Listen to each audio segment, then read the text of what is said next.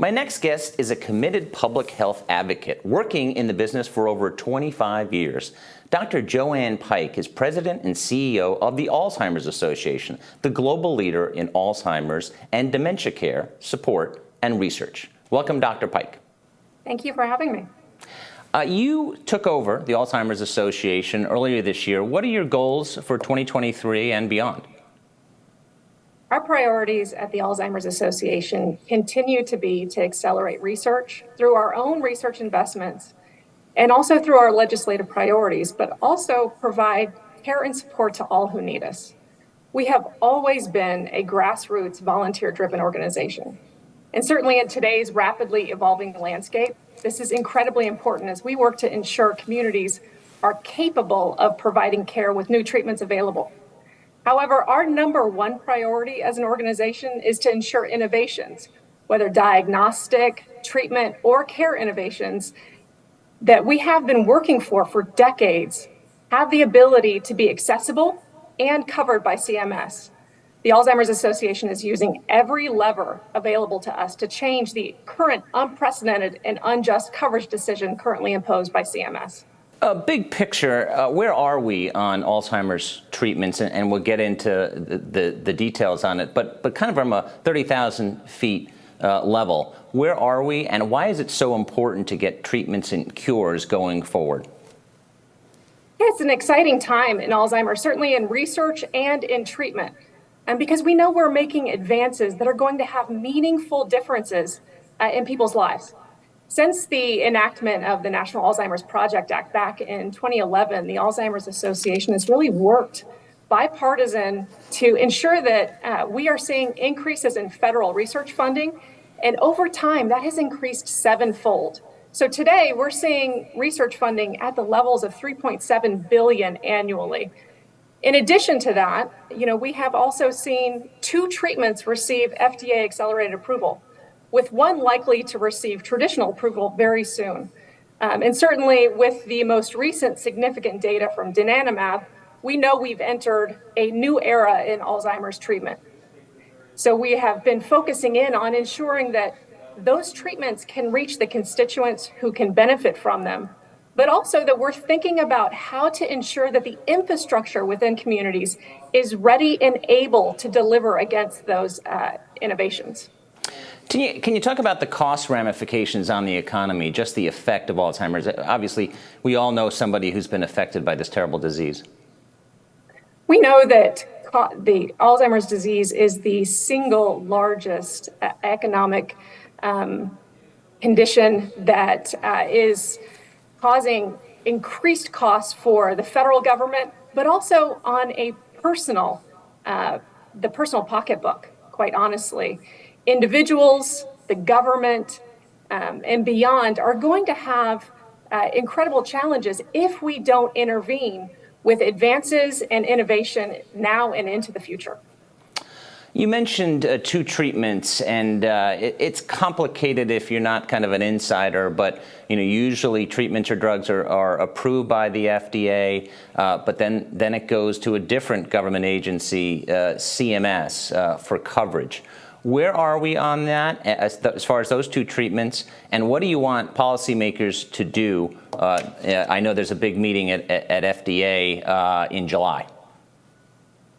Right. So currently we have that situation where we have 2 FDA-approved treatments. However, CMS predetermined that they would not cover. This decision is appalling. It's certainly unprecedented, and we believe it must be reversed.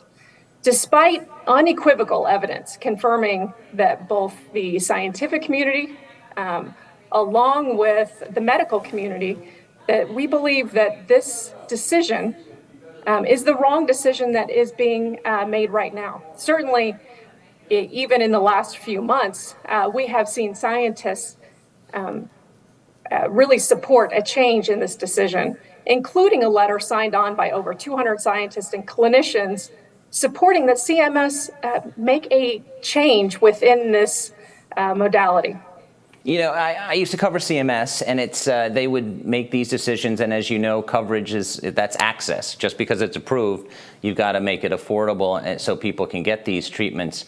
But in this situation, CMS has kind of put conditions on it, which seems to be unusual. Is that the case where they have kind of strings attached? It's very true. So at no time in history has CMS imposed such drastic barriers where they're requiring research or a registry potentially to access an FDA-approved treatment. CMS stated that they would act quickly if new evidence was available. And after Leqembi data was presented and published in the fall, the Alzheimer's Association requested a reconsideration of their current national coverage determination, only to receive a denial of our request. That, in and of itself, the fact that CMS is stubbornly continuing to block access for people who could benefit is unprecedented and we believe needs to change. We have seen also over the last 2 months what is truly bipartisan support on full display for CMS to change this decision. In March, during Secretary Becerra's budget testimony before 2 House committees and 3 Senate hearings, and also in April during Administrator Brooks LaSure's House testimony, it was clear there is broad bipartisan support for CMS to change its policy and cover the FDA-approved treatments. Also, earlier this month, a bipartisan group of attorneys general from 26 states and territories called on the Biden administration to stop blocking access to Alzheimer's treatments. We're certainly grateful to bipartisan policymakers, including Representatives Berrigan, LaHood, and Eshoo, and Senator Capito, who are leading on the issue and holding Secretary Becerra, Administrator Brooks LaSure, and the Biden administration accountable. Unfortunately, despite all of this mounting bipartisan political pressure to remove these barriers, CMS continues to deny Medicare beneficiaries living with Alzheimer's access to critically important FDA-approved medical treatments. Do you think, what's the rationale? Has CMS been transparent? Obviously, cost could be a factor, though as I understand it, they can't really make that a determining factor. Have they told you why? CMS has stated that they do not believe that these treatments are reasonable and necessary. The unprecedented part of this is that they predetermined that before seeing new evidence. The fact that they're not supposed to be taking cost into consideration makes us certainly wonder what is unnecessary or unreasonable about these treatments at this time. We also believe that this current national coverage determination equates to those increased barriers to treatment, and it's going to drive inequity in access.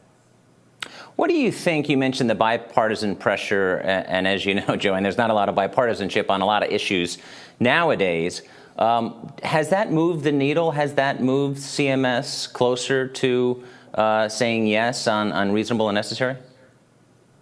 We hope it certainly is. The other piece to this is we also believe that the voices of those who are impacted by this decision need to be heard. So we are working diligently to make sure that CMS hears from those who could benefit, whether that is through activities on Capitol Hill or whether in all of the CMS regional offices over the course of May. Look into your crystal ball. I know it's hard to predict when you're dealing with government policymakers, but what do you think is going to happen? Because at some point, people who want CMS to move forward, they're hoping for action this summer. We would love to see action this summer. With the increased scientific evidence, we believe it would be untenable for CMS to continue to not look at this coverage decision. The fact is that the CMS and the Biden administration have made commitments to decrease health equity issues, and this coverage determination stands in stark contrast to that commitment. We know that there are access, trust, and representation issues that are exacerbated by a coverage determination that imposes a clinical trial or a registry requirement. We know that there are already infrastructure challenges that will only result in further challenges within rural America. We know that African American and Hispanic Latino populations have an increased burden combined with a lack of trust in the healthcare system.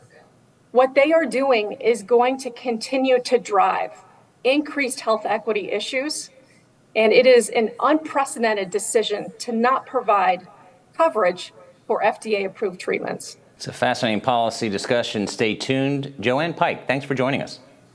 Thank you.